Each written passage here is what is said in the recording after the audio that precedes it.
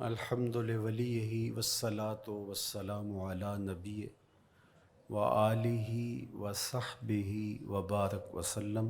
قال اللہ تعالی وتبارک فی القرآن المجید والفرقان الحمید فی شان حبیبہ مخبرا وآمرا ان اللہ وملائکتہ یصلون علی النبی یا ایہا الذین آمنوا صلوا علیہ وسلموا تسلیما۔ اللہم صلی علی سیدنا و مولانا محمد معدن الجود والکرم صلاۃ و سلاما علیک یا سیدی یا رسول اللہ وعلی آلک و اصحابک یا حبیب اللہ۔ حمد و تعریف و توصیف اللہ جل مجدہ الکریم کی ذات بابرکات کے لیے، رسول رحمت، شفیع معظم، نبی محتشم، حضور ختمی المرتبت صلی اللہ علیہ وآلہ وسلم کے حضور ناز میں اپنی عقیدتوں، ارادتوں اور محبتوں کا خراج پیش کرنے کے بعد واجب الاحترام، ذوی الاحتشام، عالی مرتبت، محترم سامعین، حاضرین، السلام علیکم ورحمۃ اللہ وبرکاتہ۔ شعبان المعظم کے مبارک دن بڑی تیزی کے ساتھ گزر رہے ہیں، اور یہ وہ مبارک مہینہ ہے جس میں انوار اترتے ہیں۔ ام المومنین سیدہ عائشہ رضی اللہ تعالی عنہا فرماتی ہیں کہ حضور علیہ السلام کو رمضان المبارک کے بعد سب سے زیادہ روزے شعبان المعظم میں رکھتے ہوئے دیکھا ہے۔ ماہ شعبان میں رمضان المبارک کا شدت سے انتظار کرنا، اس کی ہمیں ترغیب دی گئی ہے، بلکہ رجب کا چاند طلوع ہوتے ہی یہ دعا مانگا کرتے تھے میرے اور آپ کے آقا و مولا کہ اللہ ہمیں شعبان تک اور پھر رمضان المبارک تک پہنچا دے۔ اس مہینے کا آنے والے موسم نور کا استقبال کرنا، اس کے شوق میں بے تابیوں کا اظہار کرنا، یہ اللہ جل شانہ کے ساتھ محبت کی علامت ہے۔ شعبان المعظم کے دن گن گن کے گزارے جائیں کہ اتنے دن رہ گئے ہیں رمضان المبارک میں، اب اتنے دن رہ گئے ہیں رمضان المبارک میں۔ انسانی ذہن میں یہ سوال پیدا ہو سکتا ہے کہ متعینہ وقت پر تو اس مہینے نے آنا ہی ہے، اور اگر زندگی موجود رہی تو اس کو پا ہی لیں گے، تو اس شدت سے انتظار کرنے کا کیا مطلب؟ تو اس کا جواب یہ ہے، بیرون ملک سے کسی کے بزرگ نے، والد نے یا کسی کے بیٹے نے آنا ہو تو وہ 2 ماہ قبل ہی آنکھیں فرش راہ کیے ہوتے ہیں اور گن گن کے دن گزار رہے ہوتے ہیں، اور جو ہی لمحے قریب آتے ہیں تو پھر گھڑیاں اور ساعتیں بھی گنی جاتی ہیں۔ بار بار گھڑی دیکھتے ہیں، ابھی تک پہنچے نہیں، جبکہ یہ طے ہے کہ 5:02 پہ فلائٹ اترے گی۔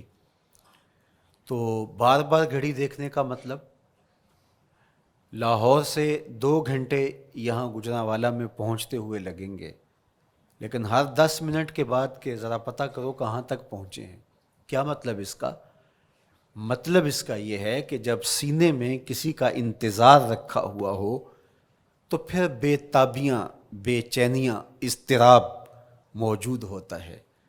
ہم دنیا کے لوگوں کے ساتھ جو ربط و رشتہ رکھتے ہیں اس کے مطابق ان کا انتظار ہوتا ہے۔ کچھ آنے والے ایسے بھی ہوتے ہیں جنہوں نے ہمیں بتایا ہوتا ہے کہ فلاں دن ہم پہنچیں گے، اور وہ دروازے پہ دستک دے رہے ہوتے ہیں اور ہم سو کے اٹھ رہے ہوتے ہیں، اور اچانک جب پتہ چلتا ہے کہ فلاں باہر دروازے پہ دستک دے رہے ہیں تو ہم استقبال تو کر رہے ہوتے ہیں، لیکن ہمارے ذہن میں یہ بھی ہوتا ہے وہ میں بھول گیا، تو اب تو یہ کام بھی میرے ذمے ہے، تو مجھے یاد آ گیا ہوتا۔ تو جن لوگوں کے لیے دل میں محبتوں کی جگہ ہو تو ان کے لیے پھر سارے کام مؤخر کر کے ان کے استقبال کیے جاتے ہیں۔ یہ مہینہ اللہ کی رحمتوں کا موسم بہار ہے، چھم چھم رحمتیں برستی ہیں، انوار اترتے ہیں، گناہ گاروں کو آتش دوزخ سے نجات بخش دی جاتی ہے۔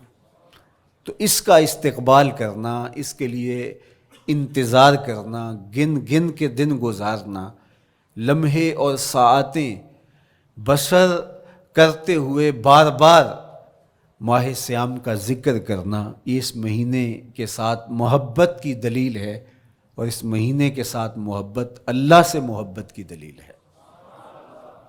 اس لیے اس مہینے کا استقبال کرنا، اس کے لیے تیاری کرنا، اپنے گھر کو صاف کرنا، اس کے لیے اپنی اولاد کے دل میں شوق پیدا کرنا اور ماحول پہلے پیدا کرنے کی کوشش کرنا، تاکہ جو ہی یہ ماہ جلوہ گر ہو تو روزہ رکھنے کا مزاج پیدا ہو چکا ہو، تلاوت کلام مجید کا مزاج پیدا ہو چکا ہو، دیگر نوافل اور اچھے اعمال بجا لانے کی عادت پڑ چکی ہو۔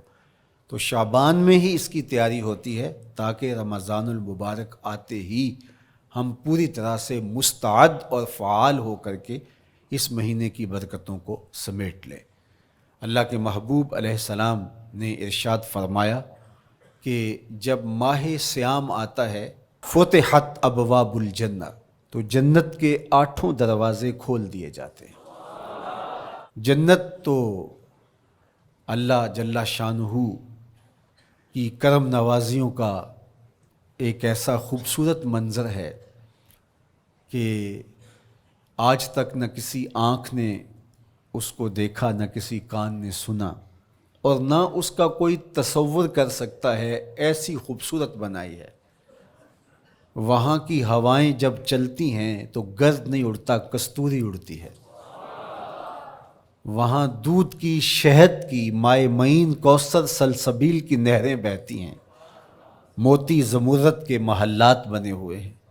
وہ خوبصورت محل اور وہ خوبصورت جنت کا ماحول، لیکن اس کے باوجود اس خوبصورت جنت کو، مرصع جنت کو، نظیف ترین بقعۂ رحمت کو 11 ماہ تک رنگ و روغن کیا جاتا ہے رمضان المبارک کے استقبال کے لیے، اور جب یہ مہینہ آتا ہے تو اس کے دروازے کھول دیے جاتے ہیں، اور جنت کے 8 دروازوں میں سے ایک دروازے کا نام باب الریان رکھا گیا ہے، جو صرف روزہ داروں کے اعزاز و تکریم کے لیے ہے۔ روزہ دار اس دروازے سے گزر کے جنت جانے۔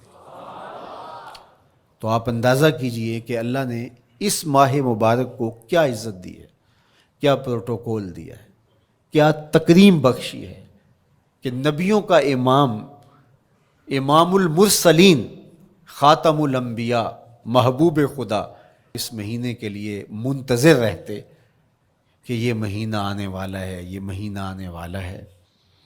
حضرت سیدنا سلمان فارسی رضی اللہ تعالی عنہ فرماتے ہیں کہ شعبان کی آخری تاریخ کو حضور نے ایک خطبہ ارشاد کیا۔ بعض علماء نے کہا کہ یہ شعبان کا آخری جمعہ تھا، یا ہو سکتا ہے کہ آخری جمعہ 29 شعبان کو ہی ہو۔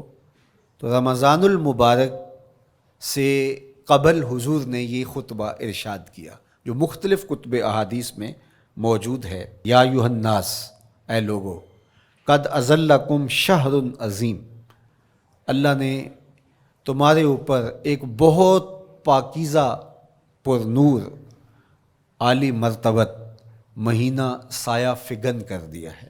شہر فیہ لیلۃ خیر من الف شہر، اس مہینے میں ایک ایسی رات ہے جو 1000 مہینے سے بہتر ہے۔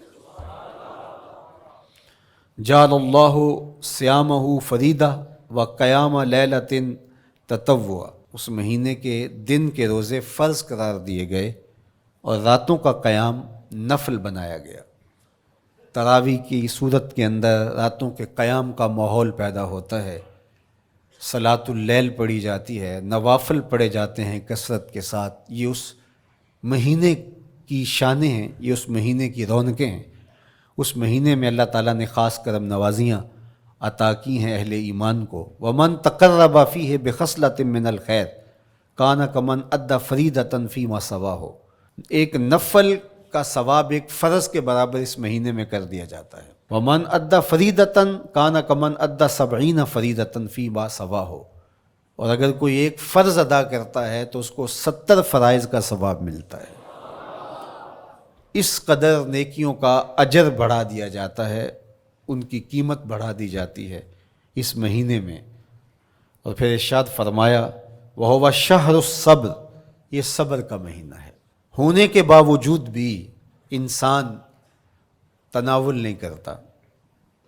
ٹھنڈا میٹھا مشروب میسر ہے اور زبان کانٹا بن گئی، حلق خشک ہو گیا، لیکن اس کے باوجود بھی ایک گھونٹ حلق سے نیچے اتارنے کا روادار نہیں ہوتا۔ وضو کرتے بھی احتیاط کرتا ہے کوئی قطرہ آب حلق سے نیچے نہ ٹپک جائے۔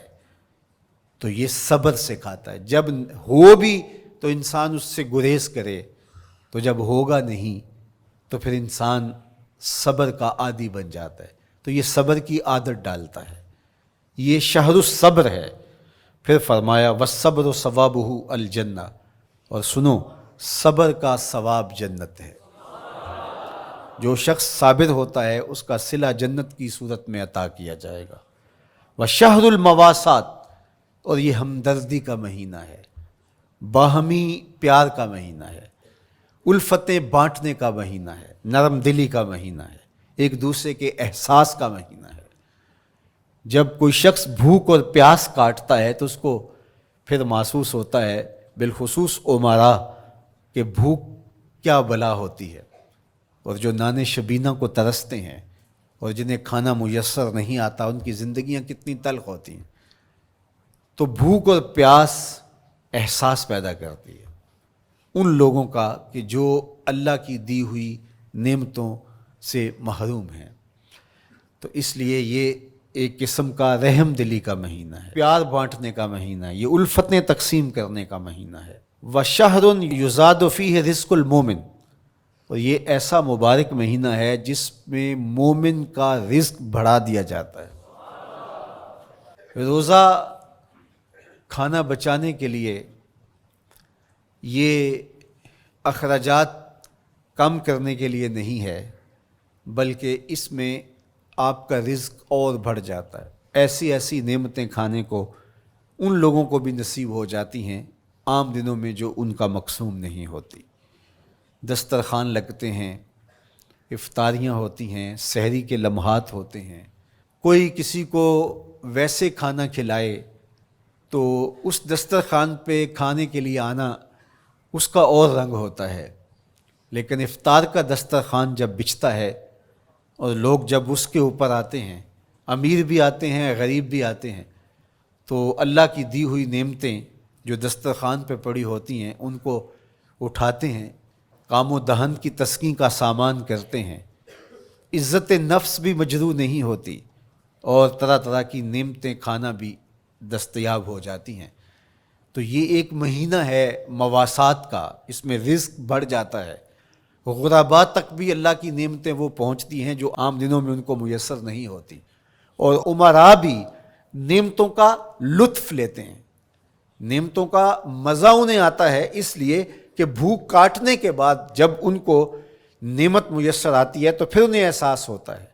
جو شخص ہر وقت سیراب رہتا ہے تو اس کو کیا پتہ کہ شدید بھوک کے بعد کھانے کا لطف کیا ہوتا ہے، سخت پیاس کے بعد میٹھا اور ٹھنڈا مشروب جب رگوں کو تر کرتے ہوئے معدے تک پہنچتا ہے تو اس کی تراوت، اس کی ٹھنڈک، اس کی لذت، اس کا کیف و سرور، اس کی عذوبت کس طرح راحت بخشتی ہے۔ اسی لیے میرے اور آپ کے آقا و مولا نے ایک دوسرے مقام پہ ارشاد فرمایا للصائم فرحتان، فرحۃ عند فطرہ و فرحۃ عند لقاء ربہ، روزے دار کے لیے دو خوشیاں ہیں، ایک خوشی اسے تب ملتی ہے جب وہ روزہ افطار کرتا ہے، وہ لمحے مسرتوں کے ہوتے ہیں، ایک روحانی احساس ہوتا ہے، اتنا لمبا دن، اتنا سخت دن، گرمی کی شدت، مالک تیرا شکر ہے لمحہ اختتام پہنچا، اور یہ اتنا لمبا دن تیرے حکم کی تعمیل کرتے ہوئے بسر ہو گیا۔ ایک تو روزہ کھولتے ہوئے وہ ایک سرشاری ہوتی ہے، وہ ایک لذت ہوتی ہے، روحانی تسکین ہوتی ہے۔ آج کل وہ افطار کے دسترخوان لگتے ہیں تو جس طرح ہمارے سارے معاملات جو ہیں وہ ملوث ہو گئے ہیں ریا سے، تصنع سے، اس طرح افطار بھی ایک فیشن کے طور پہ فروغ پا رہی ہے۔ تو اس میں امراء کو اور شخصیات کو بلایا جاتا ہے، اور ایسے لوگ کثرت کے ساتھ ہوتے ہیں جن کا روزہ بھی نہیں ہوتا، تو پھر ظاہر ہے رسماً تو اتنی دیر تک وہ کچھ نہیں اٹھا سکتے جب تک اذان کی آواز نہیں آتی، افطار کے لمحے نہیں آتے۔ تو اس وقت جو روزہ دار ہوتا ہے، جب وہ مشروب لے رہا ہوتا ہے، جب وہ کوئی لقمہ اتار رہا ہوتا ہے، تو اس کی جو فرحت ہوتی ہے، اور جس نے روزہ نہیں رکھا اور وہ بھی افطار کے دسترخوان پہ بیٹھا ہے، تو کیا اس کو کوئی روحانی حظ، کوئی سرور، افطار کے لمحوں کا کوئی لطف مل سکتا ہے؟ وہ بیچارہ کتنا بے چین ہوتا ہوگا کہ یہ شخص ہے، کمزور ہے، سارا دن مزدوری کر کے آیا ہے، اور اس کا بھی تو سارا دن گزر گیا بھوک اور پیاس سے، اور میں صحت مند ہوں اور سارا دن ٹھنڈے ماحول میں رہا ہوں اور مجھے توفیق نہیں ملی، تو وہ گھونٹ کتنے مشکل اس کے لیے ہوتے ہوں گے۔ اور روزہ دار کے لیے کس قدر وہ آسودہ بخش لمحے ہوتے ہیں کہ جب اس کو یہ مسرت ہو رہی ہوتی ہے کہ مالک تیرا شکر، گرم موسم، زباں کانٹا، حلق خشک، اور تو نے تکمیل تک لمحے پہنچائے اور میرا دن خیریت سے گزر گیا، تو وہ اس کے لیے ایک خوشی کا لمحہ، روحانی مسرت کی کیفیت۔ اور دوسری کہ جب وہ ٹھنڈا اور میٹھا مشروب، سارے دن کی سوکھی ہوئی زبان اور خشک حلق، اور انسان کی جو ہے وہ رگیں بھی، انتڑیاں بھی خشک ہو چکی ہوتی ہیں، تو ٹھنڈا اور میٹھا مشروب جب انسان کے معدے کی طرف بڑھ رہا ہوتا ہے، زبان بولے نہ بولے، ایک ایک رواں اللہ کی حمد بول رہا ہوتا ہے، اور تشکر انسان کے رگ و ریشہ سے ادا ہو رہا ہوتا ہے، اور اس کی کیفیت، اس کی سرشاریاں، اس کی لذتیں وہ دیکھنے کی ہوتی ہیں۔ تو کہا للصائم فرحتان، روزے دار کو تو ایک فرحت اس وقت ملتی ہے عند فطر ہی، جب وہ روزہ کھولتا ہے، روحانی فرحت بھی، جسمانی فرحت بھی۔ وفرحۃ عند لقاء رب، اور دوسری فرحت اور دوسری خوشی اسے تب ملے گی جب اس روزے کے صلے میں اللہ تعالیٰ اپنے رخ انور سے پردہ اٹھا دے گا اور روزہ دار کو اپنے دیدار کی دولت عطا کرے گا، تو وہ پھر منظر دیکھنے والا ہوگا، روزہ دار کی آنکھیں ٹھنڈی ہو جائیں گی۔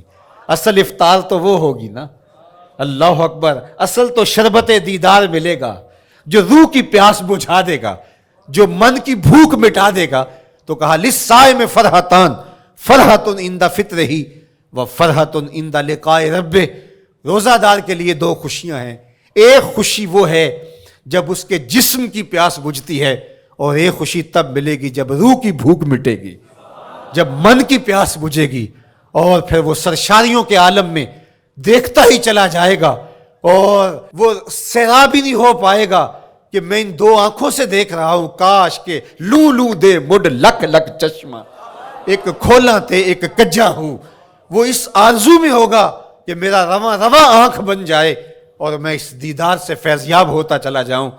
تو وہ کیا لمحے ہوں گے، وہ کیا گھڑیاں ہوں گی، وہ کیا ساعتیں ہوں گی، کوئی لفظ نہیں ہے جن لفظوں میں ان حقیقتوں کو بیان کیا جا سکے، اس لیے کہ وہ منظر ہی وراء الورا ہوگا۔ تو روزہ دار کو فرحت ملتی ہے جب وہ روزہ کھولتا ہے، تو فرمایا وَشَهْرٌ يُزَادُ فِيهِ رِزْقُ الْمُؤْمِنِ، اس میں مومن کا رزق بڑھا دیا جاتا ہے۔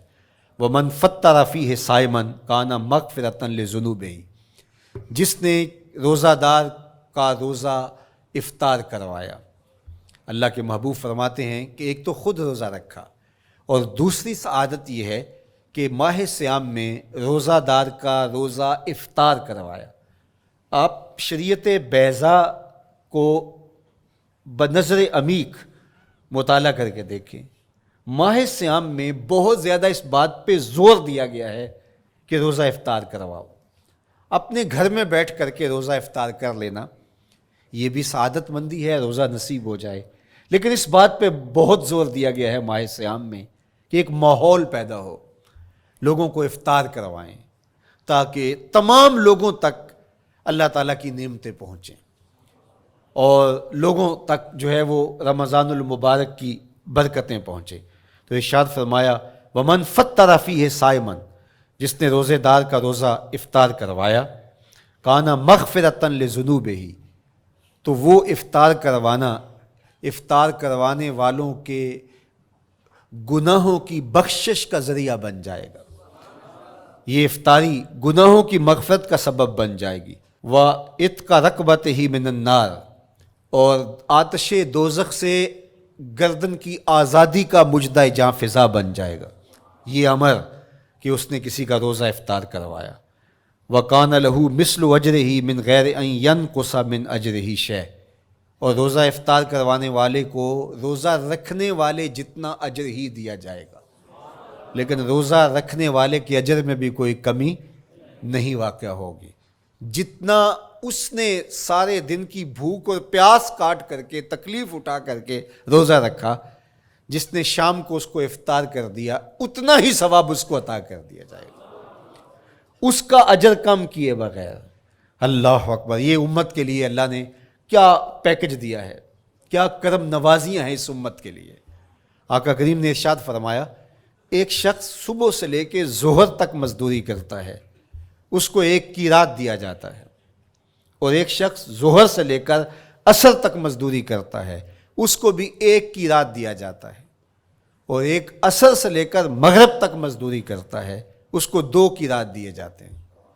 فرمایا پہلی مثال یہود کی ہے، دوسری مثال نصارہ کی ہے، اور تیسری مثال میری امت کی ہے. یہودیوں نے اور عیسائیوں نے اس پہ اعتراض کیا کہ ہمارا اجر کیوں تھوڑا ہے، تو میرے اور آپ کے آقا و مولا نے فرمایا تمہارا تھوڑا نہیں، ہمارا زیادہ ہے. آج کل اگر 1000 روپیہ مزدوری چلتی ہو مزدور کی، تو کوئی شخص صبح سے شام تک ایک شخص سے مزدوری کروائے اور 1000 روپیہ دے دے، اور دوپہر کو اڈے سے جا کے ایک مزدور اور لے آئے اور شام کو اس کو بھی 1000 روپیہ دے آئے، اور ایک شخص کو عصر کے وقت لائے اس کو 2000 روپیہ دے دے، تو 1000 والا کہے کہ میرے سے زیادتی ہوئی ہے، تو اس سے زیادتی تو نہیں ہوئی، اسے تو پوری مزدوری دی گئی ہے. اب اس پہ مہربانی ہوئی ہے، اس پہ رحمت ہوئی ہے.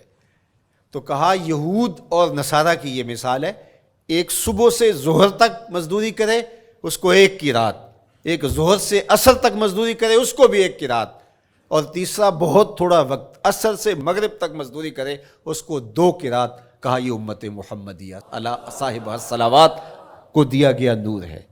تو ایک شخص نے سویر سے لے کر شام تک روزہ رکھا، بھوک کاٹی، پیاس کاٹی، سخت شدت کی گرمی سہی، اور ایک شخص نے شام کے وقت اس کو روزہ افطار کروا دیا. اور سنو حضور علیہ الصلوۃ والسلام کا فرمان، جب حضور نے فرمایا کہ اس کو پورا اجر ملے گا پہلے کے اجر کو کم کیے بغیر، تو صحابہ کا تو دل تڑپنے لگا کہ یہ کتنی بڑی بات ہے.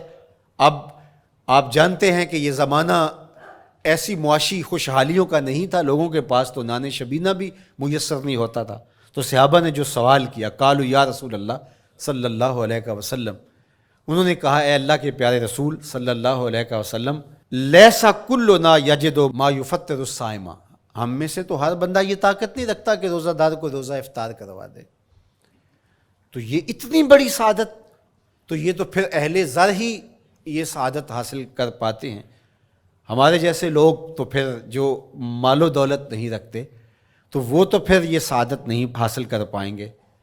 تو میرے اور آپ کے آقا و مولا نے کیا فرمایا؟ قال، حضور نے ارشاد فرمایا یؤتی اللہ ھذا الثواب، یہ ثواب اللہ اس شخص کو بھی عطا کرے گا، من فطر صائما علی مزقۃ لبن او تمرۃ او شربۃ من ماء، فرمایا کہ یہ اجر اللہ اس کو بھی عطا کرے گا جس نے کسی کا روزہ 1 گھونٹ دودھ سے کھلوا دیا، یا 1 کھجور سے کھلوا دیا، یا پانی کے 1 گھونٹ سے اس کا روزہ افطار کروا دیا. لازمی نہیں ہے کہ دسترخوان سجا ہو، انواع و اقسام کے کھانے پڑے ہوں اور وہ افطاری ہی افطاری قرار پائے گی۔ جس نے کسی کو وہاں باہر ٹوٹیوں سے پانی کا گلاس بھر کے، کٹورا بھر کے سادہ پانی بھی پیش کر دیا تو اس کو بھی ثواب مل جائے گا۔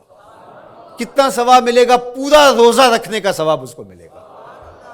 کتنی رحمتوں کی لوٹ سیل لگی ہے۔ کوئی ایسے بھی بانٹتا ہے، کوئی ایسے بھی کرم نوازیاں ہوتی ہیں، لیکن میرے رب کے خزانے کتنے کھلے ہیں۔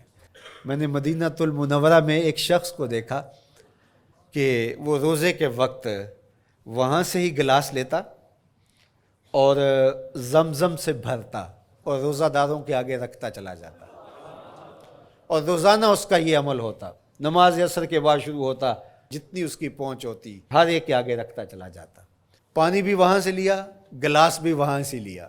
اللہ اکبر! فرمایا دودھ کا ایک گھونٹ یا پانی کا ایک گلاس یا ایک کھجور اس نے کسی کو پیش کی اور اس نے اس سے روزہ کھولا، اللہ کے محبوب فرماتے ہیں پہلے کے اجر میں بغیر کسی کمی کے اس کو پورا ثواب روزے کا نصیب ہوگا۔ اللہ اکبر! اب سنو، پھر حضور نے ارشاد فرمایا ومن اشبع صائما، اور جس نے صحیح اہتمام کے ساتھ روزے دار کو اچھا کھانا کھلایا، اچھی پرتکلف افطاری دی، سقاہ اللہ من الحوض شربتا لا یظمأ حتی یدخل الجنہ، اس کو حوض کوثر سے ایسا جام ملے گا کہ اس کو کبھی پیاس نہیں ملے گی یہاں تک کہ جنت میں چلا جائے گا۔